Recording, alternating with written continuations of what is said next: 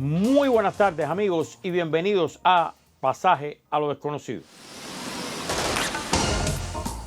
En la tarde de hoy, el Premio Nobel de Medicina. Se dice de Medicina o Fisiología, así es como se dice, algo que también preguntaremos hoy. Los investigadores Víctor Ambros y Gary Krugman han sido distinguidos con el Premio Nobel de Medicina 2024 por sus descubrimientos sobre microARN, una nueva clase de moléculas diminutas que desempeñan un papel crucial en la regulación genética, según ha anunciado este lunes el Instituto Karolinska en Estocolmo. The Nobel Assembly at Karolinska Institutet has today decided to award the 2024 Nobel Prize in Physiology or Medicine jointly to Victor Ambros and Gary Ruvkun for the discovery of microRNA and its role in post-transcriptional gene regulation. Así, desde la Real Academia Sueca de las Ciencias han asegurado que los microARN están demostrando ser fundamentalmente importantes para el desarrollo y el funcionamiento de los organismos, tras anunciar el primero de los ganadores de los Nobel de este año. Si le interesa el tema, no se vaya, porque nos va a acompañar esta tarde nuevamente en esta verdadera odisea del conocimiento, alguien que dejó una huella imborrable ya en ustedes por su participación anterior. Me refiero a la doctora Hilda Roblejo del Centro Nacional de Genética Médica. ¿Lo dije bien? Buenas tardes, muy bien, Taladrín. Muchísimas gracias por estar aquí. Gracias nuevamente por la invitación. No, al contrario, espero que este programa le quede todavía mejor que el anterior, que dejó una huella de comunicación científica en todos nosotros. Bueno, trataremos de transmitirle la información a los amigos televidentes, radioyentes. Usted verá que sí. ¿Qué le quiero proponer? Ponemos unos materiales, algunos videos cortos, informativos, generales, sobre el Premio Nobel de Medicina. Después regresamos y entonces usted me desentraña a los mortales como yo el misterio que no entendimos de esto, la parte que nos costó trabajo, usted nos las va a desentrañar y nos complementa, nos amplía, nos opina. Y de paso, me dice por qué Premio Nobel de Medicina o de Fisiología, según la terminología de la academia. Bueno, la fisiología es una especialidad dentro de la medicina y se encarga básicamente de dar explicación a los fenómenos funcionales normales que ocurren en el organismo, y la fisiopatología trata de explicar cuáles son las bases, por ejemplo, de las enfermedades, de lo patológico, de lo que no ocurre adecuadamente. La fisiología diríamos que es una ciencia básica dentro del andamiaje de la práctica de la medicina que aporta los elementos básicos para entender la biología humana, en este caso la fisiología humana. Pero si yo digo Premio Nobel de Medicina, es debería más quedar amplio. Exactamente. Y la fisiología queda incluida dentro de la medicina. Pero sin embargo, cuando en la academia sueca anuncian, siempre dicen de medicina o fisiología. Usan ese término. Bueno, porque estarán viendo la medicina como lo patológico, y la fisiología pueden haber determinados descubrimientos que hacen referencia al funcionamiento normal del organismo sin llegar a la patología. De cualquier manera, estamos lucubrando con relación a un término que está establecido. Habría que ver los elementos sobre los cuales a la academia, ellos establecen medicina y fisiología. No a la doctora Roblejo. Entonces, si está de acuerdo, doctora, nos vamos a los videos y regresamos. Muy bien. Adelante. Y bueno, ya está con nosotros el doctor José Ramón Eguíbar. Doctor, ¿cómo está? Muy buenos días. Buenos días, Ricardo, a ti y a todos los que nos ven. Espero que hoy no tengamos problemas. No, se ve que corre muy bien el internet y eso siempre se agradece. Pues cuéntenos, ¿no? Ya estamos en temporada de premios Nobel. Me encanta porque de pronto nos enteramos de cosas súper interesantes, ¿no? En distintas áreas. Y bueno, pues eso siempre nos apasiona, Doc. Así es. Creo que es una etapa importante del año porque pues conocemos no los avances más recientes. Exacto. Realmente el premio Nobel, yo diría, premia trayectorias, ¿verdad? Trabajos de muchos años que han hecho una contribución importante a la ciencia. Entonces, en el caso de fisiología y medicina, habíamos hablado un poquito la vez pasada, con muchas pausas, de qué eran estos microARN, ARN de ácido ribonucleico. Entonces había que irnos muy al pasado, a la segunda mitad del siglo pasado, cuando Yakov y Monod ganaron también el premio Nobel. Y lo que ellos dijeron es que había una máxima. Tú tenías un gen, un pedazo de ADN, de ácido desoxirribonucleico, que va a ser leído por el ARN mensajero, el ácido ribonucleico mensajero, y se le puso así porque lleva el mensaje a los ribosomas y de ahí sale una proteína. Y entonces ellos dijeron, un gen, una proteína. Y quedó eso, como una verdad absoluta. Se hizo muchos trabajos con las herramientas de esa época, pero recordemos que a principios de este siglo se secuencia el ADN y tenemos ya todo el material genético. Y una frustración que nadie sabe es que salieron muy pocos genes en los humanos. Había animales, hasta insectos, que tenían más genes proporcionalmente que nosotros, lo cual no checaba con que éramos Homo sapiens, sapiens, sapiens, ¿no? Entonces empezaron a buscar lo que se llamaban regiones no codificantes, es decir, que no eran genes que iban a generar un ARN que generaba una proteína para seguir aquella máxima de Jacobi-Monod. Y el trabajo de los premios Nobel de este año, después encontraron que había lo que se llamó ARN mensajero de transferencia. Es decir, tú generabas el ARN, pero en vez de que generara una proteína, regresaba al ADN y bloqueaba la expresión del gen. Entonces, pues, caray, ya no es verdadero el principio de Jacobi-Monod. Y ya sabemos que la ciencia, parte de lo que hace, es eso, es parte de su función, romper teorías que parecían muy bien y que pues luego a la luz de nuevos descubrimientos, con nuevas tecnologías, pues no resultan ser así. Y este es el caso. Lo que es también para mí muy interesante es que lo hicieron, decíamos, en un gusano de arena de 1 milímetro de tamaño que se llama Cyanobardithis elegans. Elegans le dicen porque Cyanobardithis es un poco complicado. Pero ¿qué ventaja ofrece este gusano?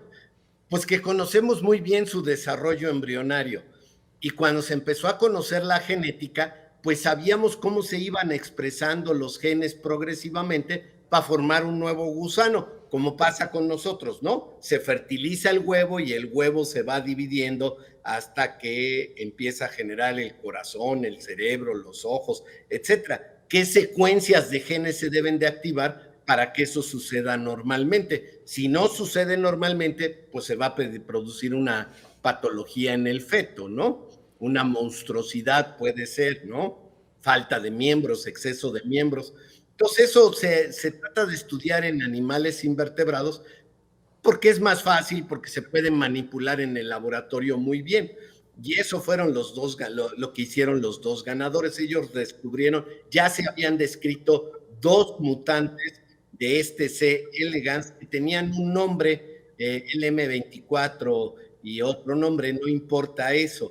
Lo que es relevante es que ya sabían que estos no se desarrollaban normalmente y tenían alteraciones. Entonces tomaron a estos mutantes y dijeron, ¿qué es lo que produce? Fueron a buscar en los genes y dijeron, no, los genes están bien.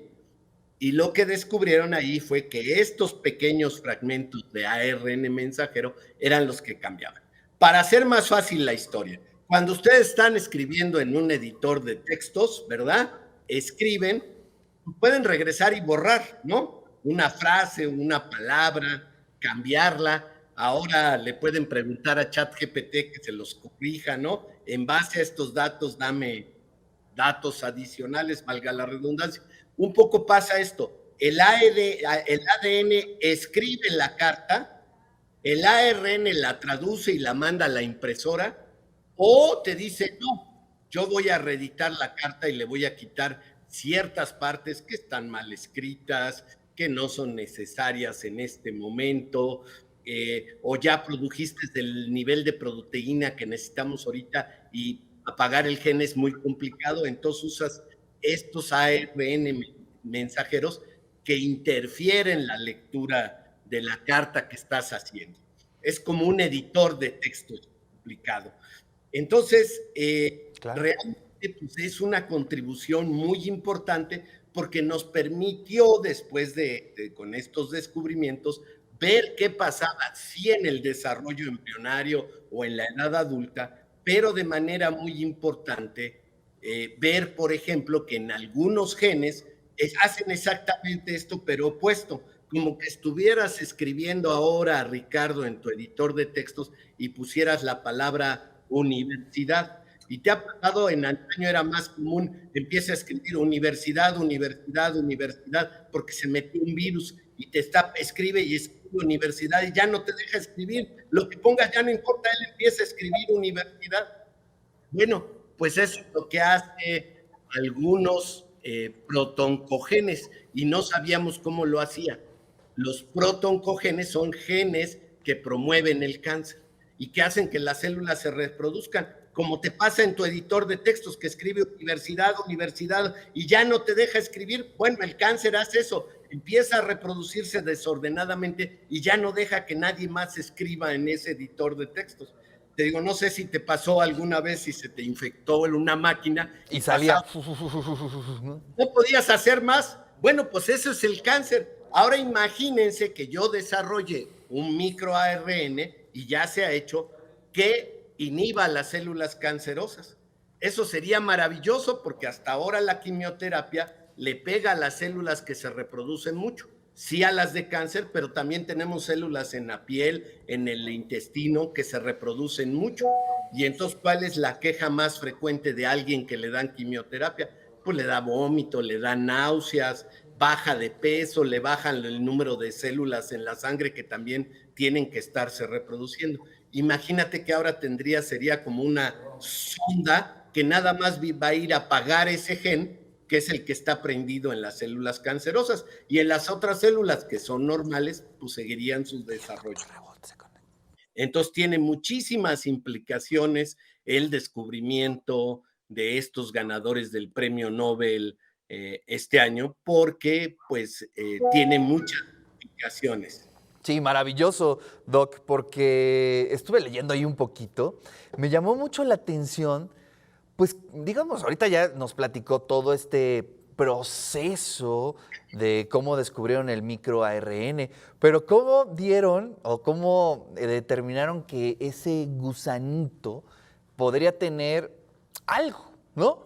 No sabían a ciencia cierta qué, pues simplemente a partir de que lo observaron y dijeron, este no es un gusano, digamos que parecido a todos los demás, sino por lo extraordinario, pues prácticamente se fueron a una búsqueda de a ver qué encontraban, ¿no? Eso a mí se me hace fascinante, cómo a partir de observar puedas tener estos grandes hallazgos. Así es, eso, acabas de decir la clave. Si tú ves, estos gusanos, por ejemplo, les ponen cosas que comen y entonces pueden nadar dentro de la tierra e ir a la fuente de comida. Bueno, por ahí hay unos mutantes que cuando quieren moverse, en vez de ir hacia la comida, es nadar hacia adelante, nadan hacia atrás. Qué maravilla, ¿no? ¿No? Que pasaría un poco como cuando estás borracho y caminas chueco, ¿verdad? Caminas haciendo heces. Hay enfermedades que se llaman ataxia, que son genéticas, como la ataxia de Friedrich, que también caminan sin emborracharse, como si estuvieran borrachos, en heces.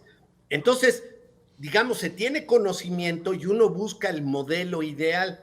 Claro. Si quieres, dejamos para la próxima semana, pero acaban de publicar toda la expresión de las neuronas y las conexiones del cerebro de las moscas que todos hemos tenido en la casa, la Drosophila melanogaster, la mosca de la fruta, la de que si dejas una cáscara de plátano ahí a que se pudra, pues al rato vas a tener mosquitas muy pequeñas en tu casa. Bueno, esa es la Drosophila melanogaster, es muy efectiva para localizar porque tiene muy buen sistema olfatorio, sobre todo con una cáscara de plátano, con cualquier fruta, pero déjenla en su casa, sobre todo si está en un lugar medio externo, pues van a llegar muchas de estas moscas. Bueno, ya secuenciaron todas las neuronas, todas las conexiones de este bicho.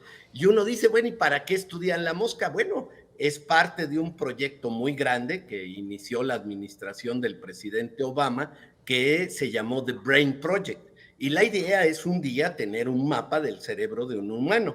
Entonces vamos poquito a poco. En el caso de Xenobarlitis elegans, sabemos que tiene 184 neuronas. Sabemos con quién se conectan. Y hay mutantes de lo que quieras, de patologías humanas. Del Alzheimer se puede ir a estudiar en este bicho, o en la mosca, o en el ratón, o en la rata, en fin. Es parte de esta investigación que a mí no me gusta el nombre, le dicen básica, no sé, porque está en la base, como la física, la química. Puede ser. Realmente yo creo que a la luz de estos descubrimientos, pues podemos quedar claro de que pues la investigación es eso, buscar, como tú dices, maravillarte con algo y decir, bueno, ¿y por qué este gusano nada hacia atrás y no hacia adelante? El problema está en sus músculos, está en las neuronas que controlan a los músculos, está en su cerebro, no tienen un cerebro, tienen un ganglio cerebroide, pero bueno, vamos a decir en su cerebro, ¿dónde está el problema? Y ahí es cuando empieza lo interesante. Qué maravilla.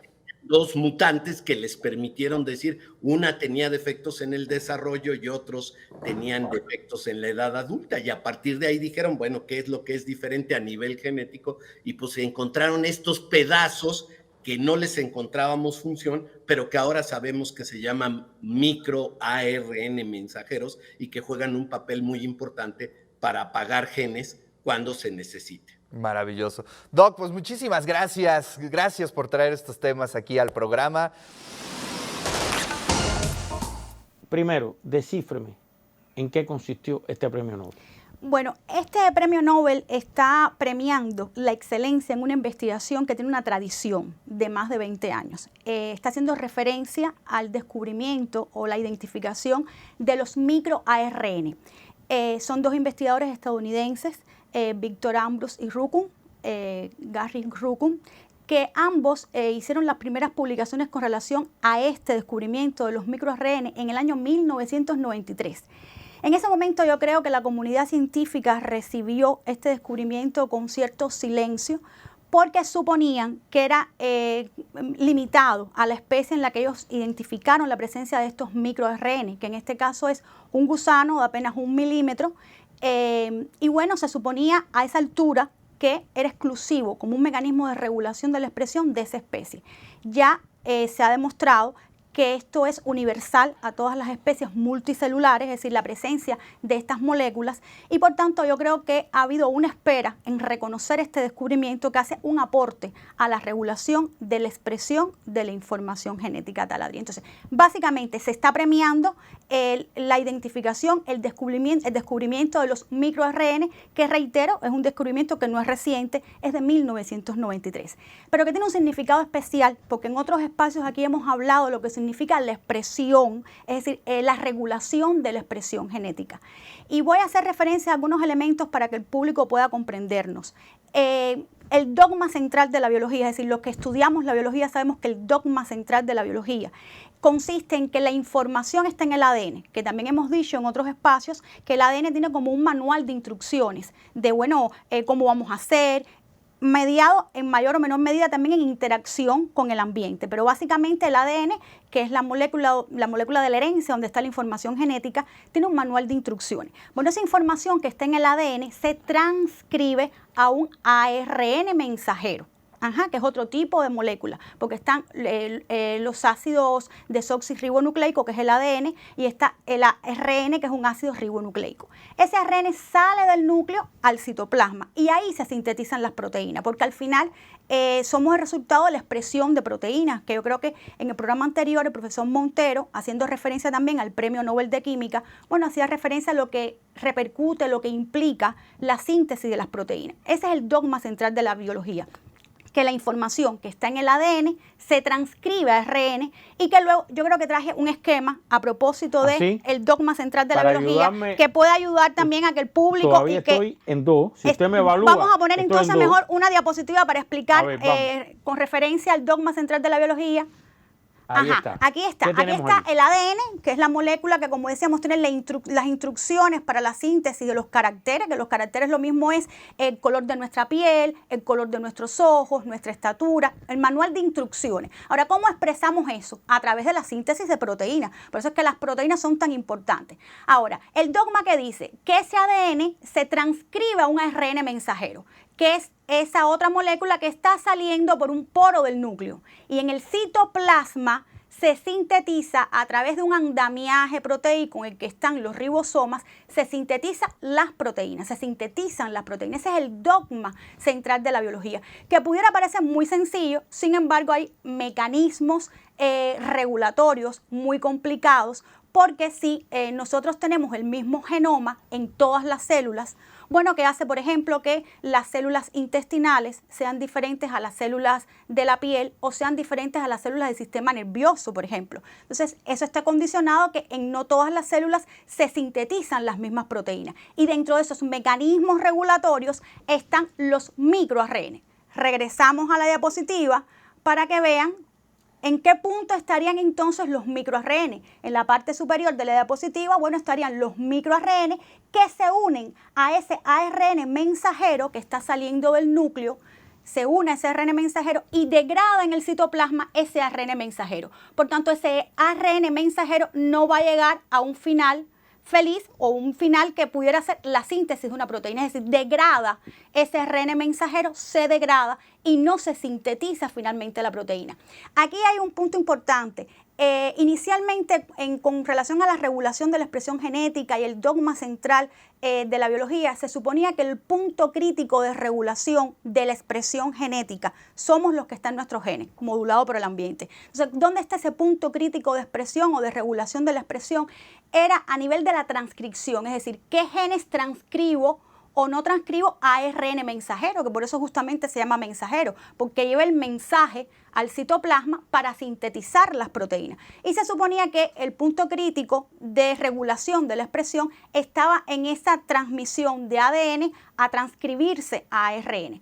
En su momento también conmocionó a la comunidad científica la identificación de los factores de transcripción que regulan qué genes transcribimos o no a ARN mensajero para que, bueno, finalmente se puedan sintetizar las proteínas. Básicamente, ese es el aporte que hace el Premio Nobel de Medicina y Fisiología este año con el descubrimiento de los microARN. De este microARN. De este microARN. Que vimos aquí en el esquema. Que vimos ahí. Fíjate, quienes estudiamos en la enseñanza preuniversitaria y universitaria en la segunda década de los 90 y estudiamos lo relacionado con la biología celular y molecular, bueno, nos daban en las clases de biología, incluso en los estudios universitarios, que los ARN eran ARN mensajero, ARN ribosomal y ARN de transferencia. No se hablaban de estos pequeños ARNs, que por ejemplo en el 2006 fue un premio Nobel los ARN de interferencia y ahora está haciendo otro premio Nobel los microARN, que son pequeños ARN que, bueno, tienen la función de regular la expresión de la información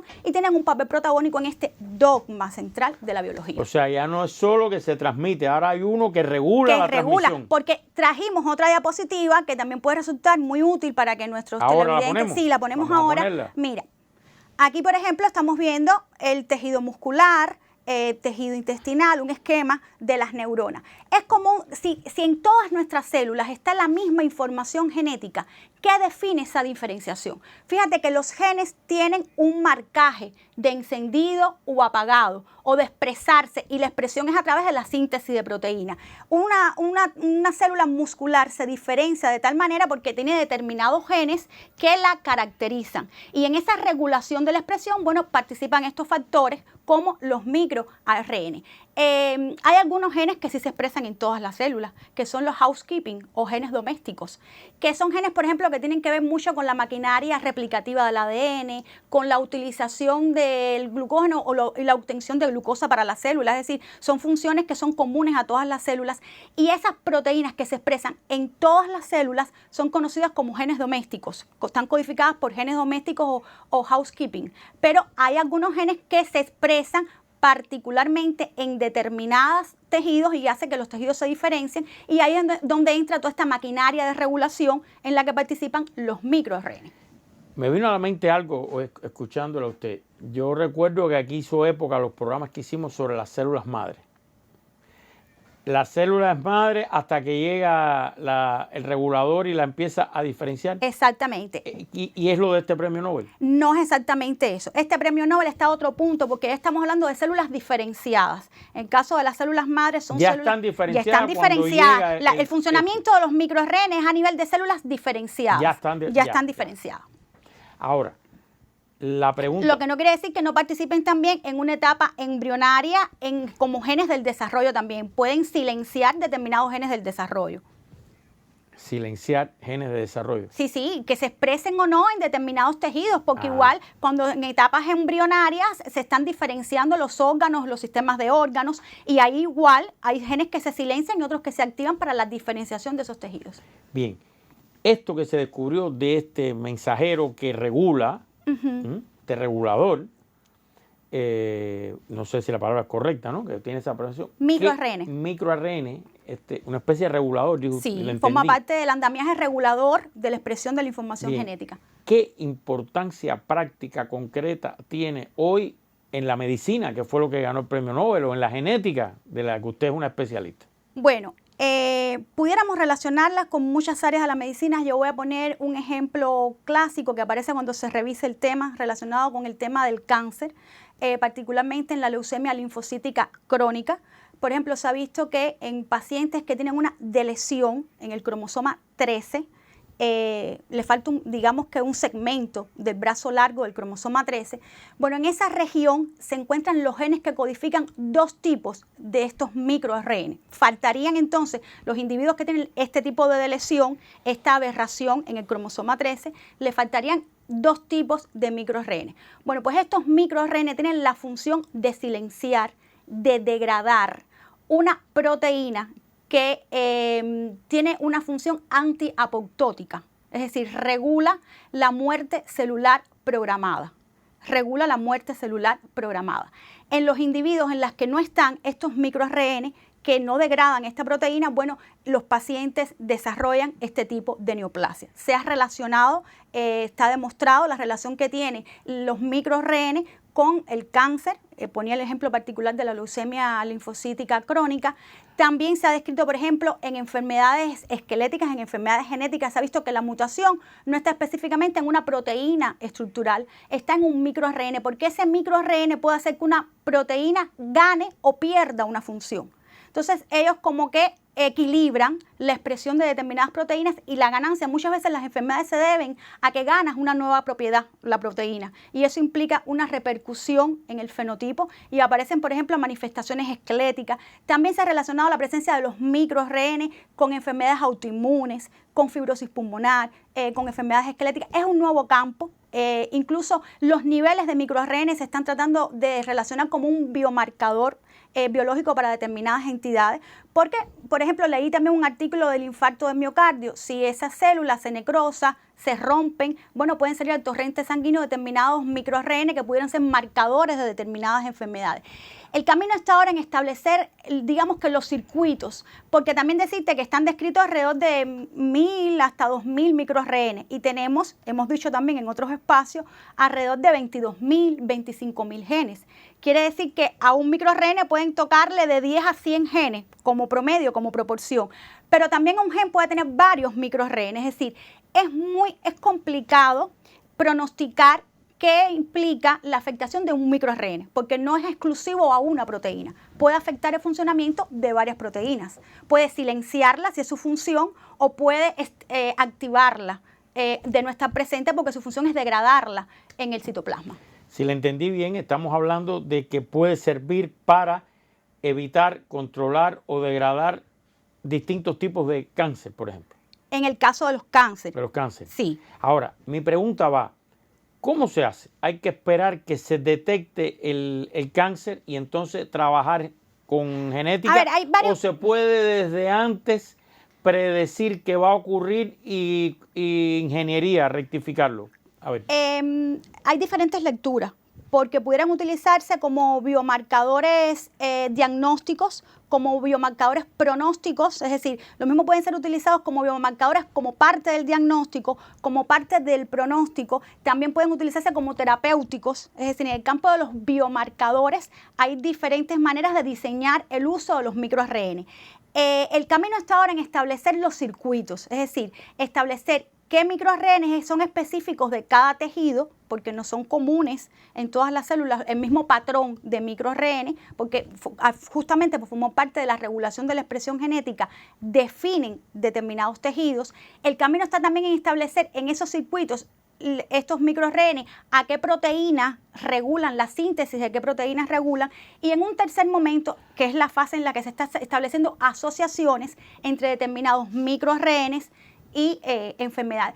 Y el momento más prometedor es utilizarlos como parte del tratamiento de las enfermedades, porque si yo tengo definido que ese microRNA puede inhibir la síntesis de una proteína que forma parte del mecanismo de producción de un tipo de enfermedad, bueno, yo inoculo, introduzco en el organismo ese microRNA para tratar de impedir que se sintetice la proteína que forma parte de la etiología de determinada condición. Ya me definió que es una vez que aparezca. Ahora, mi pregunta va, ¿se ha hecho esto ya? Aunque sean los países más ricos, más desarrollados, el camino, ¿se ha resuelto algún tipo de cáncer de esta manera? El tratamiento de la terapia génica, hemos hablado en otros espacios que básicamente ha avanzado más en el campo del CRISPR-Cas9, pero con el tema de los microRNA yo creo que también va encaminado a tratar de establecer algunas terapias que utilicen el sustento lógico de funcionamiento de los microRNA para tratar la síntesis de proteínas. No tengo conocimiento de algún ensayo en este minuto que se esté ejecutando, pero sí creo que hay una lógica que conduce a que es una vía alternativa para el tratamiento de determinadas enfermedades. Ahora, usted mencionó otras enfermedades que no era solo cáncer. Mencionó... enfermedades autoinmunes, fibrosis pulmonar, infarto agudo del miocardio, enfermedades esqueléticas, enfermedades genéticas. Pero, por ejemplo, infarto agudo del miocardio. ¿Ahí sí. ¿qué papel puede jugar este descubrimiento? Ahí en el diagnóstico, porque si hay patrones determinados de microRNA en las fibras musculares del miocardio y al ocurrir una necrosis salir al torrente sanguíneo, los niveles pueden ser pronóstico también, porque en dependencia de cuánto aumentan en el torrente sanguíneo los niveles de microRNA, se puede establecer una asociación con el porciento del tejido que está afectado. Los artículos que vieron sobre todo pronóstico para la evolución de la enfermedad. Para la evolución, pero ya ocurrió el infarto. Sí, ocurrió. O sea, no es que prevenga. No, pero también en determinados factores de riesgo, por ejemplo, relacionados con la ocurrencia de este fenómeno, como es la propia aterosclerosis, que pudieran haber determinados microRNA circulando que estén relacionados con el daño a las arterias que propician la aparición de esta condición. Para aterrizar, todo esto que usted está describiendo todavía está a nivel de laboratorio, de experimentos, no está a nivel hospitalario. Ya existen bases de datos que tienen establecidos los microRNA que están identificados. Se trabaja, como te decía, en la identificación de los circuitos, es decir, cuáles son particulares de un determinado tejido, y también en la conexión entre los microRNA y las proteínas. Está en esa fase. Sí. Y eso me da pie para mi última pregunta. Bueno, si usted tiene que agregar algo, usted sabe que usted es la reina aquí, la dueña del programa. Esto, ¿qué evolución usted le ve casi inmediata a cómo va el desarrollo de la ciencia en estos momentos, en los próximos años? ¿Qué evolución, qué desarrollo puede tener esto en los próximos años? Bueno, justamente ahí, al ser una garantía o un punto clave en la regulación de la expresión, y los caracteres están definidos por la expresión de las proteínas, tener identificado la ruta crítica que produce una determinada condición y tener un punto de control permitirá incidir en la aparición, sobre todo en los cánceres. Yo pienso que en el área de la oncología tiene un tremendo... abre una tremenda posibilidad de terapéutica en el caso de la oncología. Ya hablábamos de las proteínas que participan en la apoptosis, la regulación y la supervivencia de las células, y yo creo que es un punto clave también en la terapéutica de las enfermedades oncológicas y otro tipo de en las enfermedades genéticas. Yo creo que de manera complementaria con el CRISPR-Cas9 abre una posibilidad de tratamiento para un grupo de enfermedades que hasta hoy no tienen alternativa. A lo mejor suspendo, pero ¿cómo es? CRISPR-Cas9. Ese no fue el premio Nobel de hace un...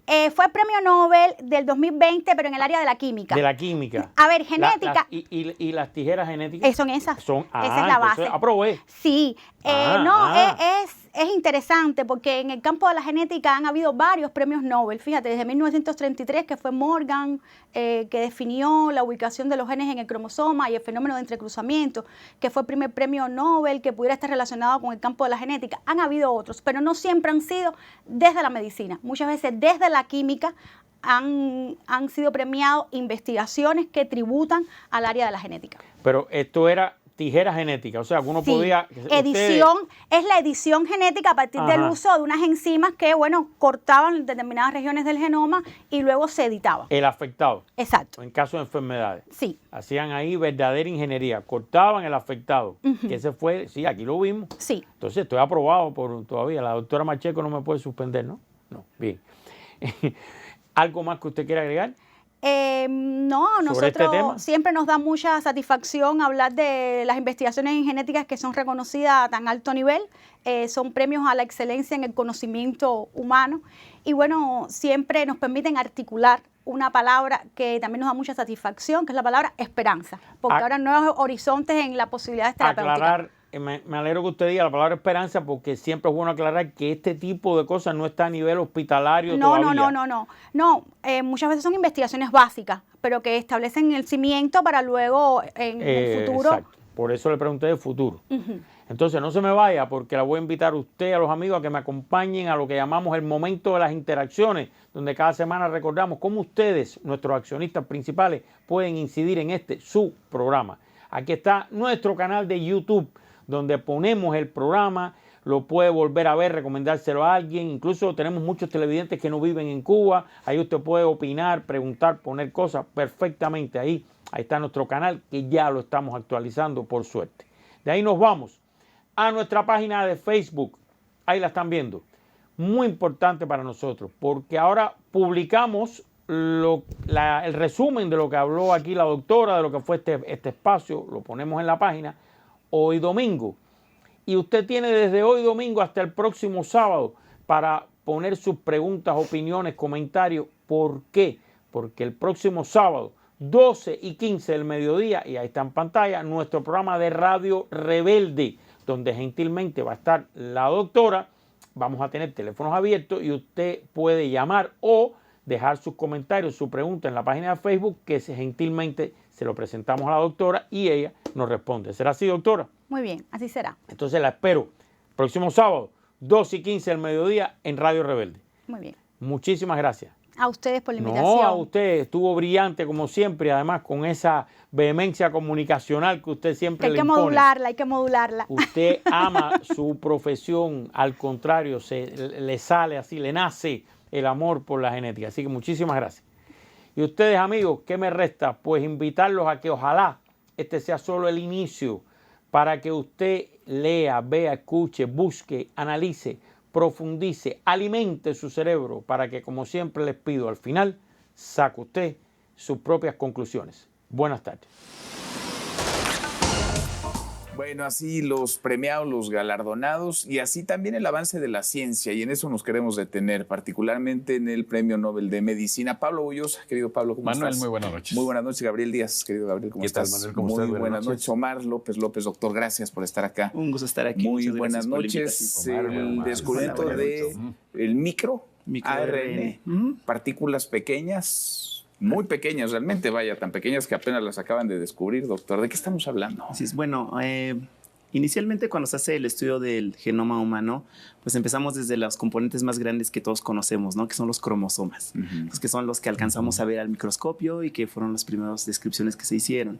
Posteriormente se hace el descubrimiento del ADN con Watson y Crick, que también ganaron un premio Nobel precisamente por eso.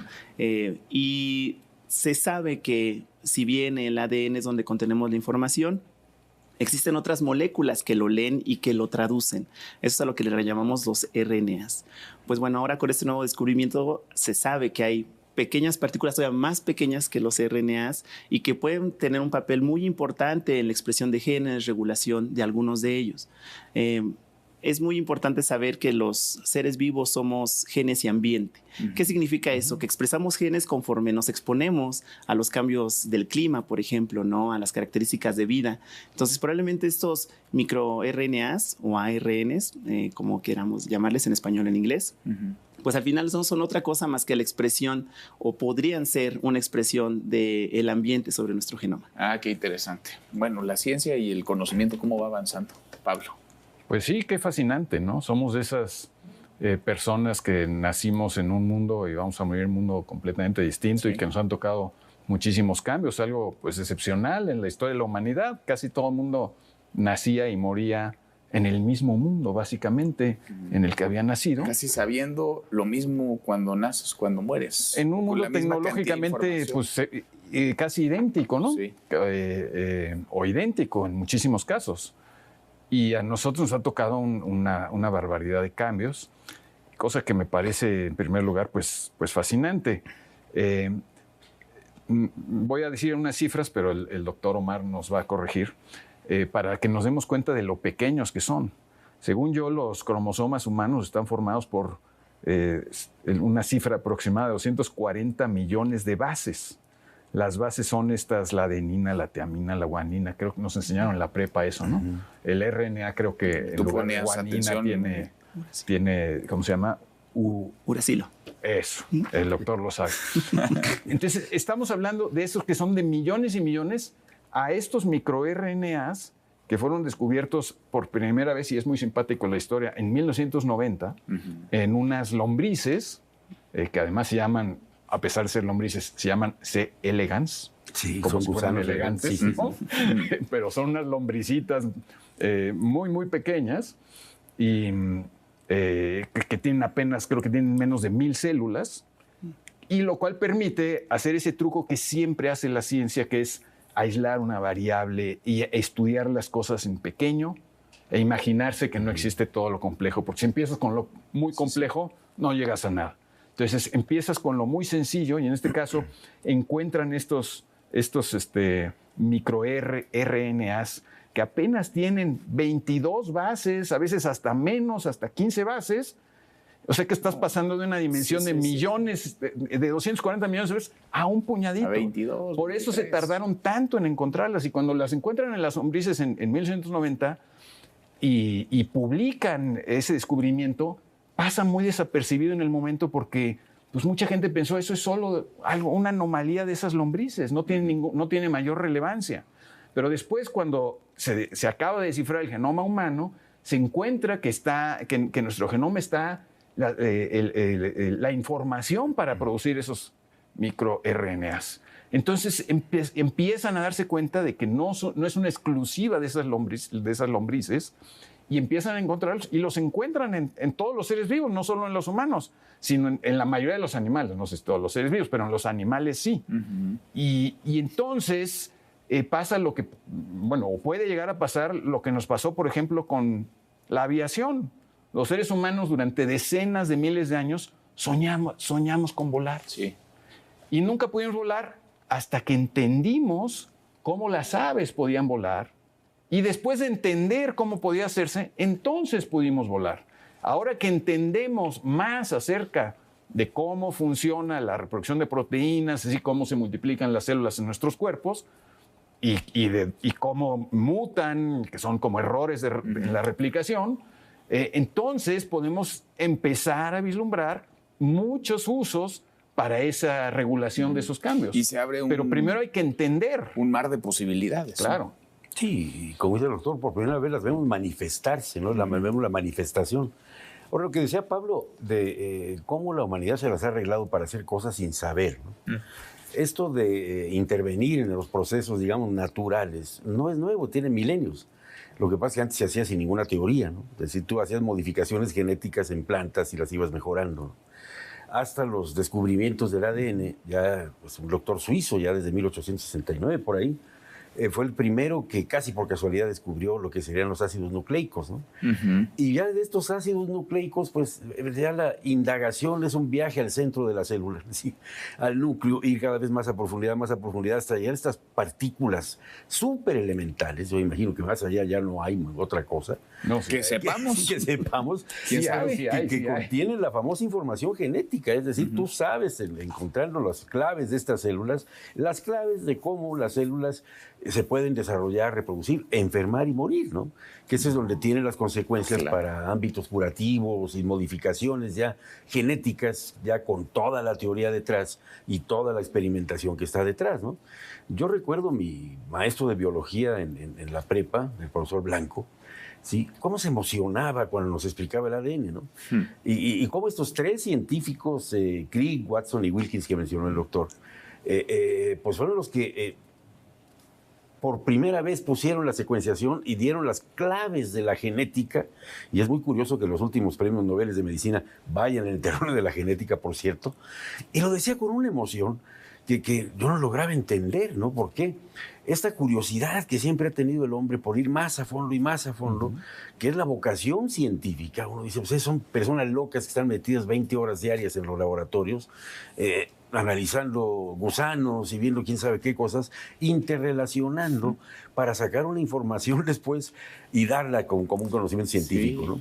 Y me viene a la memoria otro premio Nobel de 2014, que es el de Higgs, a propósito de que él tenía la intuición en los primeros 60s de que había una masa por ahí, de unas partículas que ya tenían hasta nombre, pero que no se descubrieron ya de manera experimental, sino hasta el acelerador de hadrones.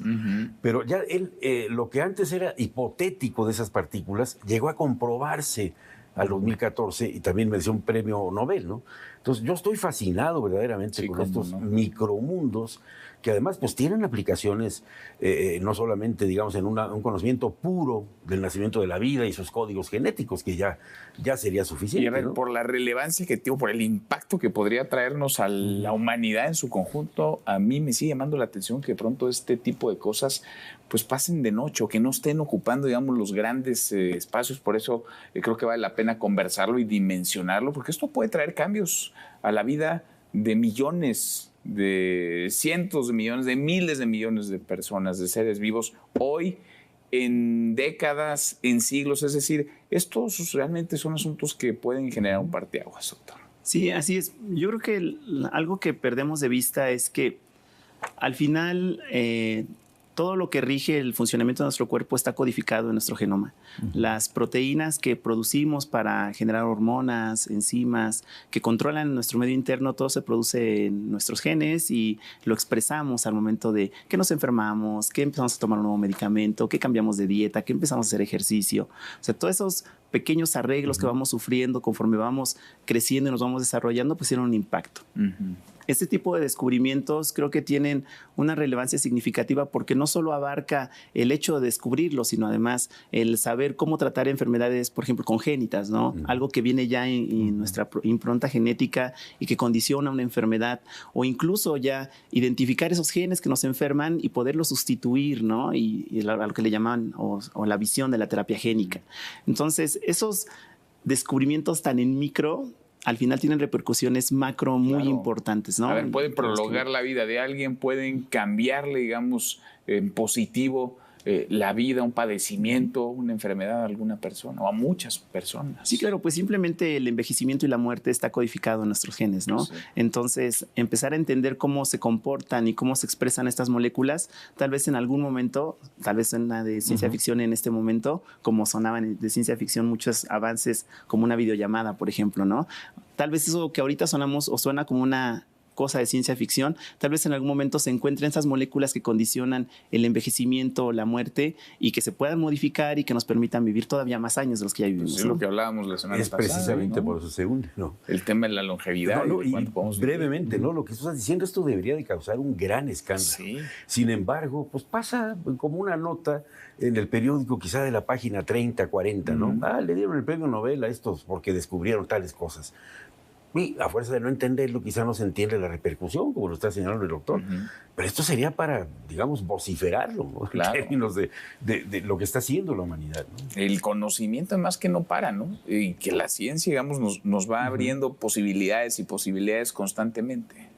Y hay una característica muy, muy padre del conocimiento científico, del conocimiento general, que es que cuando abres una puerta, parece que vas a entender lo que hay en el cuarto, y en ese cuarto hay nuevas puertas que abrir. Claro. Y cuando las vas abriendo, en cada una de esas nuevas puertas hay nuevas puertas que abrir.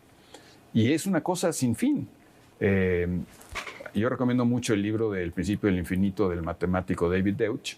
Él habla del principio del infinito precisamente porque una vez que abres esa puerta, nunca vas a terminar de seguirlas abriendo, a menos que te niegues a abrirlas o que no te dejen abrirlas, que ha pasado. Oye, lo que te lleva a empezar a abrir puertas, a tocarlas primero y luego a abrirlas, es la curiosidad. Claro. La filosofía nace del asombro, decía ya Aristóteles, imagínate, siglo IV a.C., ya eran conscientes de que la curiosidad, el asombro, eso era lo que mueve todo este conocimiento, que no tiene fin y que además es completamente impredecible. Si tú vas a los libros de ciencia ficción de principios del siglo XX, nadie se imaginaba el Internet, ni las redes sociales, y ahora pues es lo que está viviendo todo el mundo, ¿no? El cáncer era una sentencia de muerte, pues ya no es una sentencia de muerte. No. El SIDA, ¿se acuerdan cuando el gran problema mundial parecía ser el SIDA y la gente salía a hacer protestas y marchas exigiendo que se encontrara una cura? Bueno, pues mal que bien se ha encontrado un tratamiento que prolonga muchísimo la vida de los enfermos de SIDA y hemos encontrado cómo controlar la enfermedad y ya tampoco es una sentencia de muerte.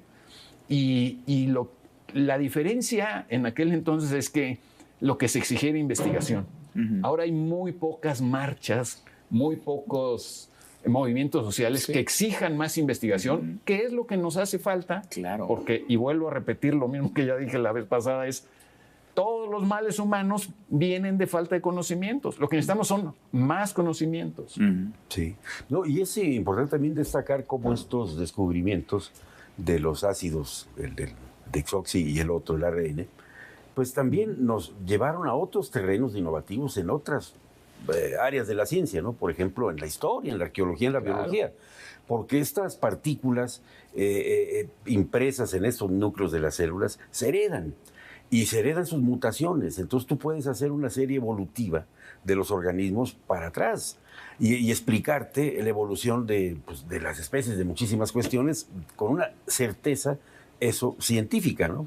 Por no hablar de la criminalística. O sea, exacto. ¿Cuántos crímenes no se resuelven gracias al ADN? Al ADN, claro. A la ciencia, sí. ¿Cuánta gente no ha encontrado, para bien o para mal, a sus hermanos o a sus parientes por las pruebas de ADN? Pues sí, los reclamos de paternidad o de no paternidad. Bueno, es inagotable. A ver, si nosotros desde acá, desde esta trinchera, digamos, lo vemos como algo que vale muchísimo la pena no solamente resaltar, sino entender y dimensionar. Me imagino que para quienes están adentrados en ese mundo, es una cosa, vaya, que les aproxima muchas más posibilidades de conocimiento, muchas más posibilidades de investigación.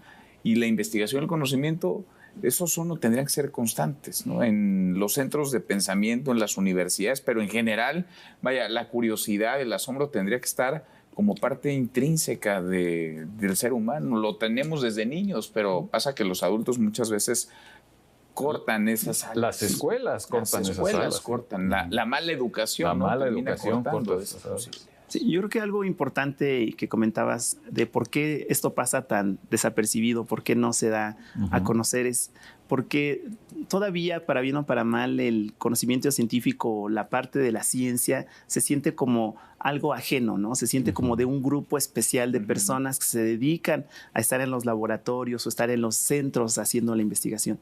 Yo creo que justo lo que hace falta son espacios como este, donde se abra esa ventana y se permita aterrizar estos conocimientos y estos descubrimientos en un terreno más parejo para todos, ¿no? Porque obviamente si hablamos de microRNAs con un genetista, él va a utilizar un lenguaje altísimo en el cual pues una persona va a decir, bueno, esto creo que no me interesa, no me importa, no me involucra.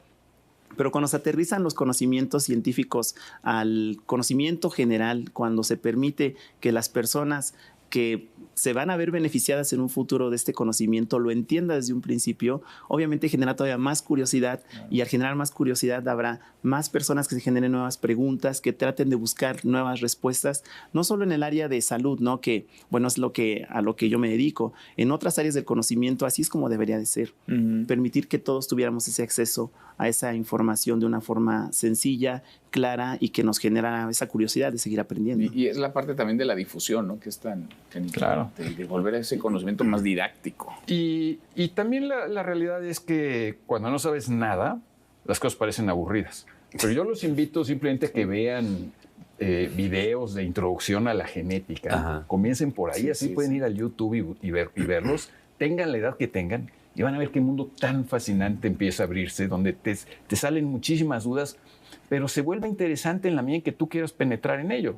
Claro, uno puede vivir su vida y que no le importe lo demás un cacahuate, pero... Oye, pero esto sí nos tendrá que importar porque es nuestra vida, es nuestra esencia, es lo más elemental que tenemos, ¿no? Que somos eso. Somos eso. Somos nuestro ADN y nuestra epigenética, ¿no? Exacto. No es gratuito que estemos discutiéndolo aquí en ADN 40.